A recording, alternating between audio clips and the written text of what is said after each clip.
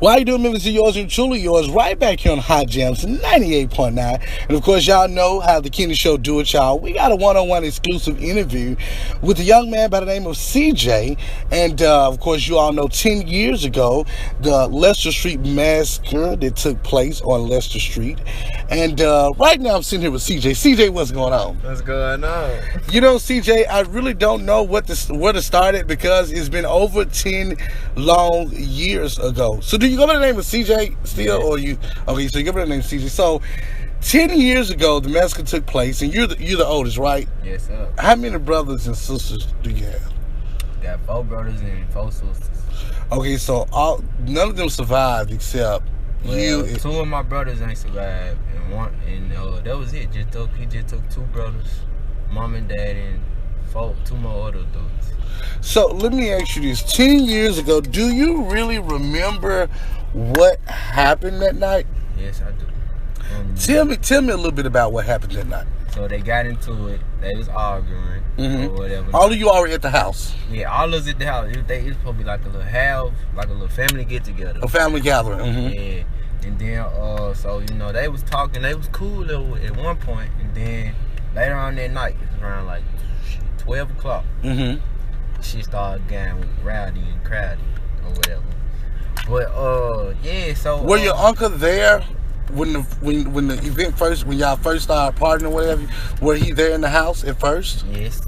Okay, so they started drinking and having fun. And where were the kids at? Where were you all at? We was all in my sister's room watching TV or whatever not. And then next thing you know, I heard about like a couple gunshots. I thought they was outside. When I walked in trying to go to the bathroom, I saw my uncle shooting my daddy in the face and in the chest.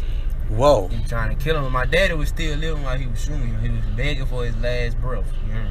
Okay. So I saw my daddy, and I saw this dude in the middle of the floor with a bullet hole through his head. And then, cause I guess that was his biggest threat right there. Was the guy that he shot? I'm guessing he shot the guy first. Yeah, he shot him in the head first. He took him out as soon as he came through the door. And then he took out 2 more females. He took out a female. He was shooting her. She was begging for her life. And this was just a young lady who was just there. Because I know they said the other young lady, she wasn't even kin to you all or anything like that. So after he did that, did you go back in the room or? Well, I tried to get the phone, call 911, but he came in the room. When I went towards the room, I was in the room first. Then that's when he came in there, looking at me with this evil ass look. And then I had told him, because he had a pocket knife, and I was scared right there and then. So he had a pocket knife in his hand? Yeah, like a switchblade knife. And he sliced me across the throat. So I was holding my throat, blood was dripping. I had to, keep my hand up so I don't want to lose that much blood. And then when I was going towards the hallway, he had came in the hallway. I was grabbing the phone. I dropped the phone. I had dialed 911. It was ringing. But then, I dropped the phone. Oh, so at that point. He stuck me. So when I went in the bathroom, boom, he stuck me with a butcher knife. It was about this long. And then they went through the skulls. Great. Had the handle on one end, the pointed tip on the other end. Oh, my God. So he was really meaning to kill you as well. And he tried to hit me in my chest, but, I blocked it out. So that's the only reason why he went through the skull. So that night, you didn't know that he had attacked your other brothers and sisters or anything. So you was probably one of the first ones he attacked. Yeah. And I'm guessing maybe because you was older. You was the oldest one. Pretty much. And he know that I was going to be the one to be able to tell everything. So he wanted to take out. He wanted to take, because you were the oldest. Right. And then take out everybody else. That way he won't have so he can get out on bond. But if it wasn't nobody, basically what I'm saying is, if we wasn't alive to this day, he would be out in these streets right now and getting away with a lot of shit. But because you saw him with your own eyes, it made a difference. Yeah. How old were you then? I was 9 years old at the time. So you was 9 years old. You was able to pinpoint and see everything. So, and how old are you now? 19. 19 years old. So over 10 years ago.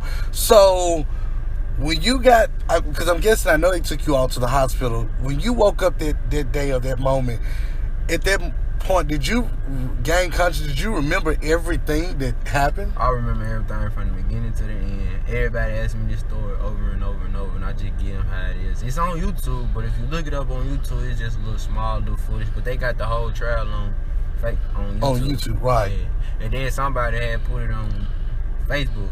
Okay. And shared it. And a lot of people started sharing it.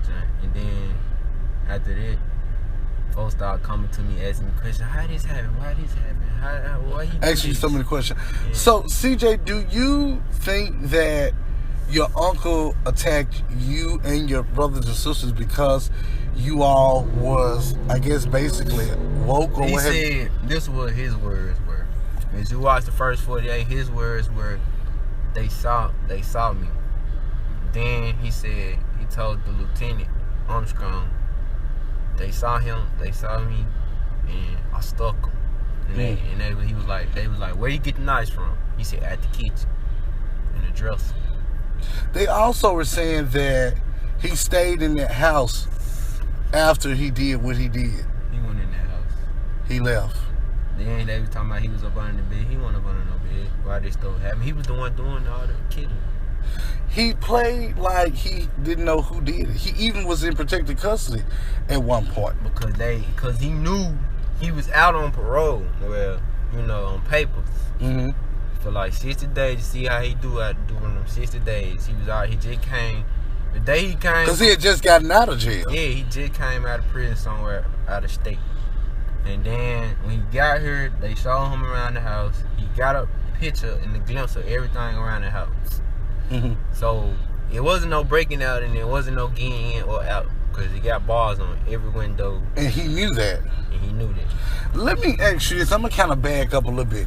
What kind of relationship, when he got out of jail, what kind of relationship did him and your father have before this happened? Well, to be honest, my dad didn't really like his big brother.